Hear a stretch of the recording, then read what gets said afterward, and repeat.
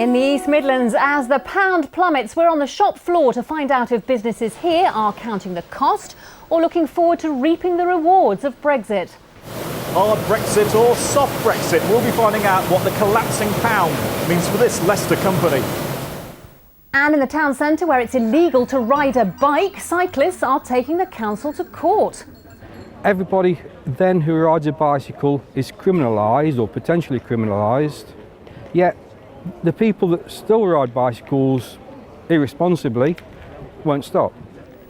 Hello, I'm Mari Ashby, and my guest this week, David Tredinnick, is the Conservative MP for Bosworth and Toby Perkins is Labour's MP for Chesterfield. And first, let's take a look at something that you actually suggested this week, Toby, during the debate on Syria, and that is stripping Russia of the World Cup.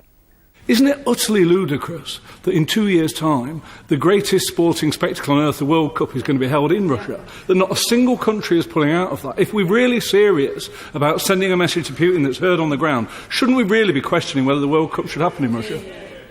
David Tredinnick, let's start with you. What did you think of Toby's idea? Well, I think it's an option. The sport has been used before. Russia wasn't able to attend an Olympics not that long ago. But I was involved with the end of the Cold War, and I was in Parliament in the late 80s and early 90s, and I met President Gorbachev, I met President Yeltsin, I went with John Major to Moscow, and our long-term interest is actually to have a relationship with Moscow, but I think they are now so out of line with opinion that we will have to take some further action to coerce them into not destroying civilian areas. What sort of action? Well, I think that diplomacy is still very important. I'm not really convinced from a military point of view that no-fly zones will work. So there has to be some kind of other pressure, economic pressure on Russia, but it's not in our interest in the long term to have Russia offside. They were our allies in the Second World War, and I think diplomacy has failed in recent years, and I think the European Union has got a lot to answer for in the way that it's handled Ukraine particularly, which has always been in Russia's backyard. Toby, did you get much support for this? There seems to be a lot of support for it. I think that the whole way that FIFA went about making the decision was pretty appalling in the first place. But, we're seeing aid convoys bombed relentlessly over a long period of time, not an accidental act. We've seen hospitals bombed in Aleppo. We've seen the Russians breaking down with the ceasefire that was planned. And I'm sure, there does need to be sort of diplomatic efforts made. But it does seem at the moment that Putin's really able to respond in whichever way he wants, and the world looks entirely toothless. And I think that the whole way that Russia has behaved, not just in Syria, but in Ukraine and more broadly, is seeing them as a pariah in the world. And I think that it is entirely incongruous under those sort of circumstances to be having the World Cup there and expect, British, French, Spanish football supporters to go over there and treat them as though they're still a part of the world community. But this isn't an attempt to bring the World Cup here? Well, I wouldn't mind that. You wouldn't mind that? No, it would be a nice byproduct, well? But that's not the purpose of it. No, OK. Now, politicians have spent much of the week arguing over how to approach Brexit, with many East Midlands MPs voicing their concern at the prospect of leaving the single market. Meanwhile, businesses in the East Midlands are already feeling the impact. For some, there are benefits as a falling pound boosts exports. For others, the higher cost of importing raw materials is causing real concern. Here's our political editor, Tony Rowe. The hard-boiled facts of the falling value of the pound is going to have a big impact at this success story in Leicester. With over 1 million eggs a week coming from other European Union countries, the collapse in the pound is bad news. Here, the demand for convenience means you never have to hard-boil an egg again, but since the referendum, the eggs are coming at an increasing price. The pound falling is shattering for those who import what they go on to sell. This week, they went to work on politicians. It's wonderful to have you here in Parliament.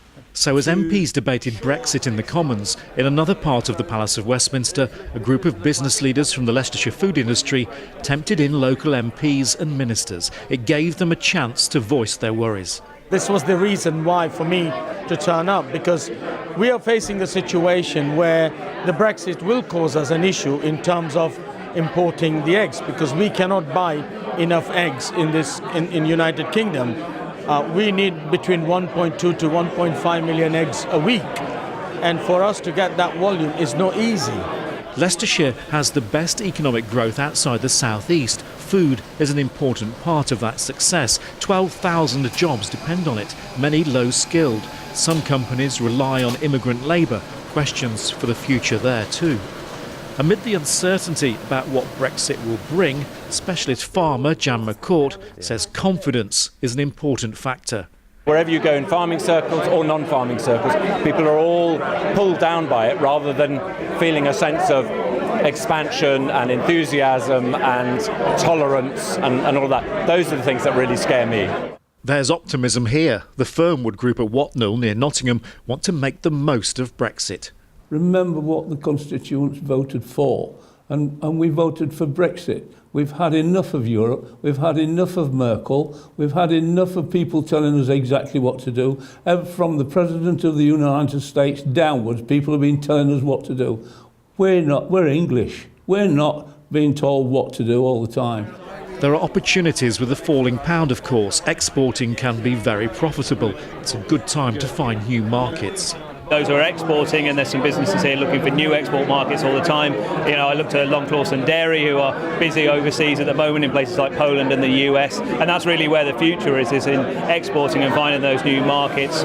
At the egg plant, they know they have 2 years to source new supplies.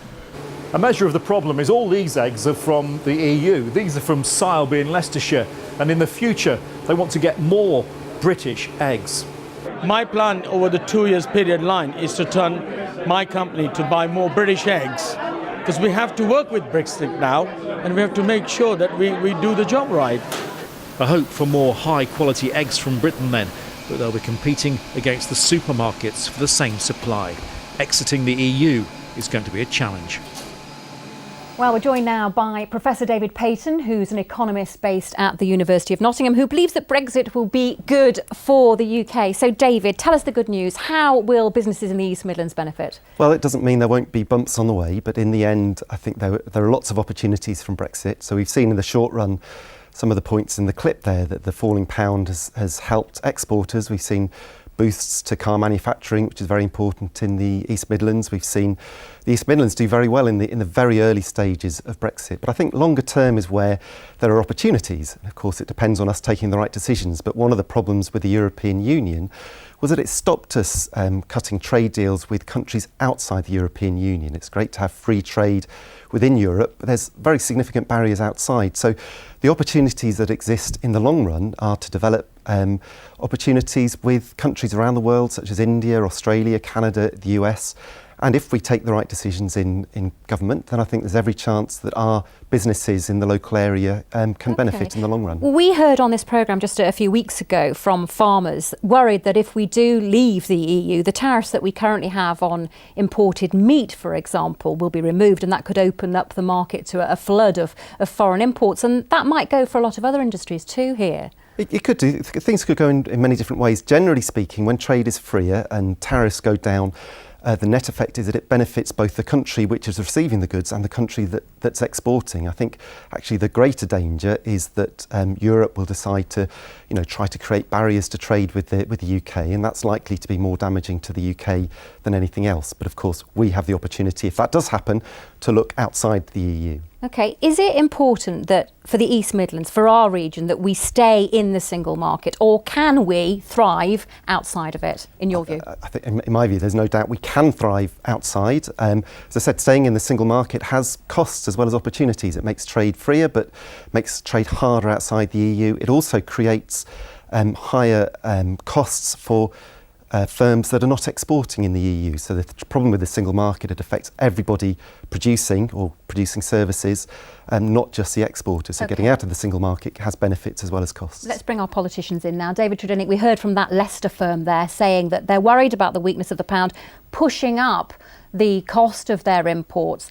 And some say that's more down to the sort of confusion of your government spooking the markets rather than Brexit? Well, I think the government's very clear. We are going to implement the will of the British people. My constituents voted 60-40 out, and that's what they're going to get. There was a huge miscalculation in the campaign when all political leadership felt that we were talking about the economy when we weren't. We were talking about national identity and the ability to run our own lives. And many people have come up to me and said, David, we just want you as MPs to decide our destiny.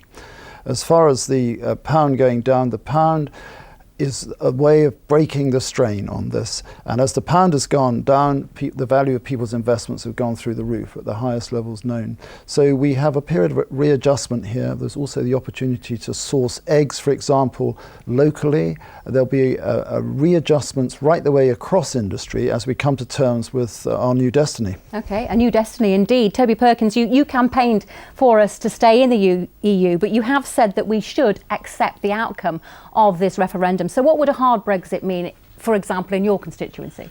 Well, I mean, I think that what we really need is a bit more sort of direction from the government as to what they are negotiating. I think my real concern is that the government are putting the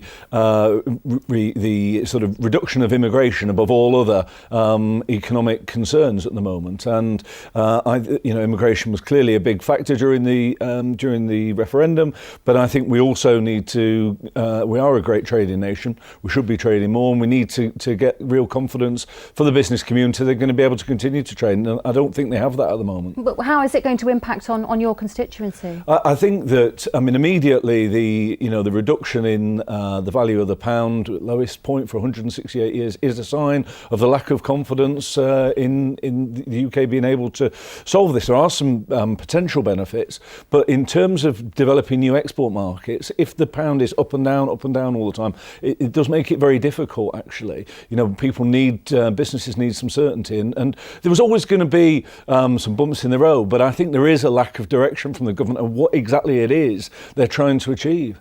I think it's a fair point that uncertainty is generally speaking bad for business, and as you mentioned earlier, it's not just Brexit that's affecting the level of the pound. The Bank of England decision to cut interest rates when actually most of the signals we've seen of the early effects of Brexit have been reasonably positive for the economy. So I think there's a question of whether that was the right thing to do.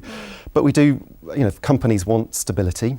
And I think we've got to distinguish between they do, but we've got to distinguish between the short run effects, and clearly there's going to be a time of uncertainty, and the long run effects of Brexit. And we've got to remember that also Brexit is a process. It's not just an event that we come out on a particular date. It's a gradual process, and there's all sorts of rules which will change over many, many years. So I think, there's time to sort of take into account some of these risks. David Tredinnick, why can't we have more certainty on this from government?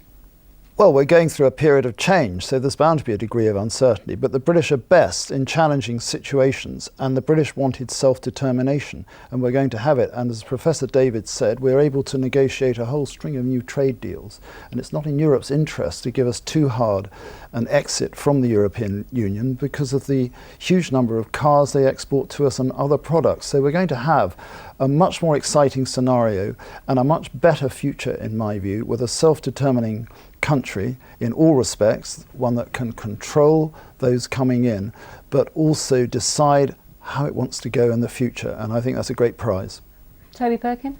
Well, I mean, I think that there was, obviously there was a lot of uncertainty. We expected that.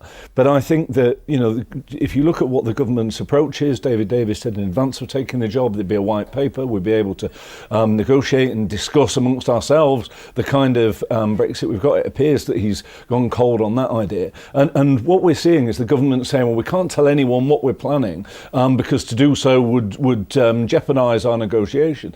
But it is, therefore, I think, spooking the markets who suspect that the cards he's holding close to his chest are not quite as good as what he'd have us believe. So where should we be now, or what should we be doing next? Let's remember, we're in very, very early days, and I think, when you've got... I think there's a bit of a rush to go too far ahead I think we need to be clear. It is, but that's just the start of the process. So Article 50 means we then have 2 years to negotiate the, leaving the EU. So at the moment, it's perhaps understandable that people are still having very preliminary discussions and working out what's best. I think the important thing to remember is that it's not just about us trying to sort of beg Europe for a good deal.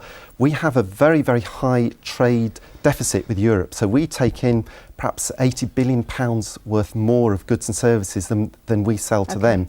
So it's not just saying, what will you give us when we exit? It's actually saying, well, we would like our markets to be open to you, and what can we offer you? We'll have to leave it there. David Patten, thank you very much indeed for joining us. Next, a group of cyclists rode through Mansfield Town Centre last weekend. Nothing strange about that, you might think, but in fact what they were doing was illegal. It was part of a protest against a ban on cycling in the pedestrianised part of the town. The council is trying to crack down on antisocial behaviour, but campaigners say the ban is too strict and they're going to the High Court to try to have it overturned. Here's Peter Saull. The grand départ for the inaugural Tour de Mansfield. Well, not quite. And if it did happen, strictly speaking, these cyclists would have to avoid the town centre. They're angry at what's known as a public space protection order introduced by the council. It means that in certain areas, people can be fined for spitting, dog fouling or cycling. Andrew Marshall is one of 6 cyclists trying to get the ban overturned at the High Court. It's totally wrong. Bicycling or cycling is a sustainable means of transport. It's a means of transport that we all should try to adopt, and to ban cycling en bloc is a purely ridiculous idea. The ban on cyclists is part of a wider strategy to make Mansfield a more attractive place to visit. And while the District Council says it won't comment until the legal action is resolved, this has been a long-standing problem, and many of the market traders have complained. We've seen one lady get knocked down by a pushback up here. Sometimes I've had to dive and move out the way just because of the nuisance cyclists. Anytime I walk through here, there's bicycles coming through, and you have to kind of look to the side to get out of the way. I asked them to reconsider the blanket ban on all cycling, because it's very unfair to just ban everyone from cycling because of the nuisance behaviour of a small number of people. Orders like this are spreading across the country. In Countersthorpe in Leicestershire, there's a ban on young people gathering in groups of 4 or more, but apparently there's an exception for bus stops. In parts of Kettering, under 18s aren't allowed out between 11 p.m. and 6 a.m. Rushcliffe has just made rough sleeping an offence, with a £100 fine as punishment. Meanwhile, in Dawlish in Devon, you're not allowed to act in a manner which could cause annoyance. The civil rights group Liberty says the powers are draconian and allow councils to sweep pretty much any inconvenience from their streets. In Mansfield, they may be forced to backpedal, but across our region, these orders are now a fact of life. David Trudenick, I think the big complaint about this type of order is that they're making things which are legal, like riding a bike, illegal. Are you worried that councils are using them too much? Well, there has to be a balance, but there is such a thing as bike rage, and I don't see why cyclists should charge through markets of pedestrians buying fruit. It's perfectly reasonable to put up bike stands and tell them to park there. So I think that's a good idea. But this is just a minority, isn't it? This isn't the majority of cyclists in Mansfield aren't marauding through the market. In that case, you're only affecting a few. And we can't have cyclists being above the law. Motorists have to obey the law, but I'm all in favour of more cyclists. I think it's wonderful to see cycling. When the market isn't there, they still can't cycle through that area. Well, is that fair? There may need to be some adjustments, but the principle of devolving power to local councils to give more control over rowdy people in city centres on a Friday night, for example, regulating the movement of people in large crowds, that helps the police. The police have powers to do that, don't they, surely? The police don't have the resources to manage every shape of situation, and it's right to use legislation. Is that what this is about? Well, I think it is, but I think there's a safety issue here, as the lady from the market said, and it is not helpful to market traders if those buying tomatoes think they might be knocked flying by a cyclist.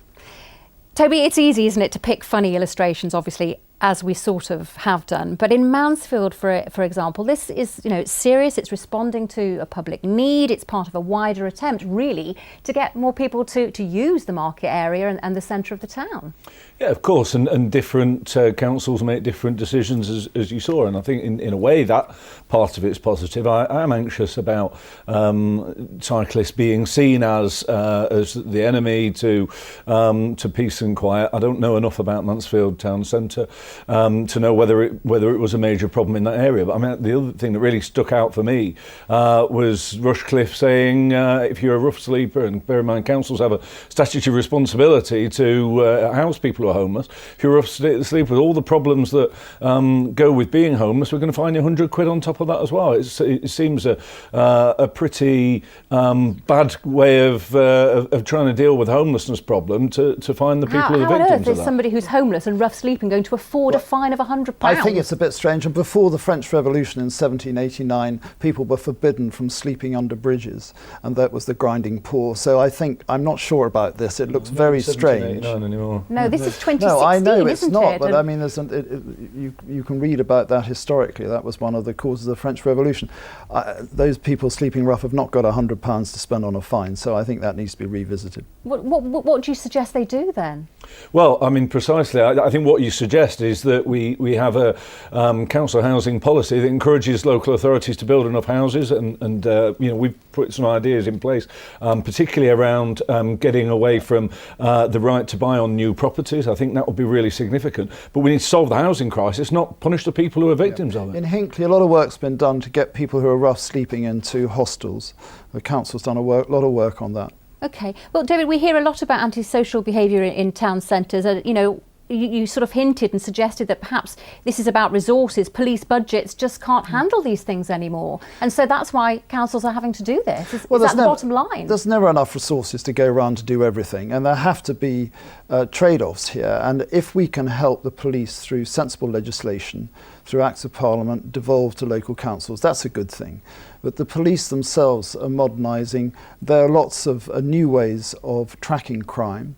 And we are in an evolving society, and we have new laws to suit new situations. But stopping young people meeting in groups, that seems another thing. Young people meeting, isn't that what they do? Well, that's briefly. It's an extreme situation, I imagine. Yes, and I would imagine that forbidding a group of 4 gathering, there's some specific reason for it. Okay, all right. Time now for a roundup of some of the other political stories from the East Midlands this week. Here's Rob Pitton with 60 seconds.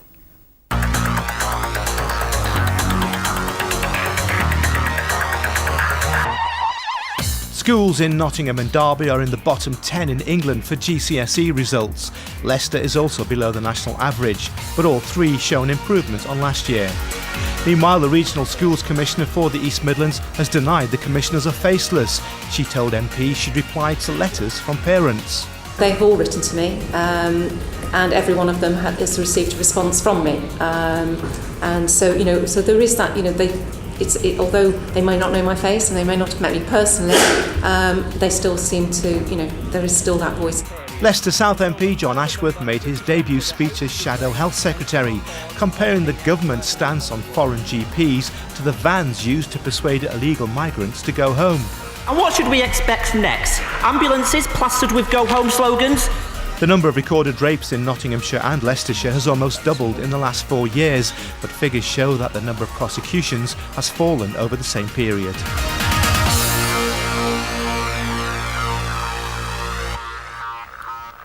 And that is the Sunday Politics here in the East Midlands. Thanks to David Trudinick and Toby Perkins. Next week, Edward Garnier and Roger Helmer will be here. Now back to Andrew Neil.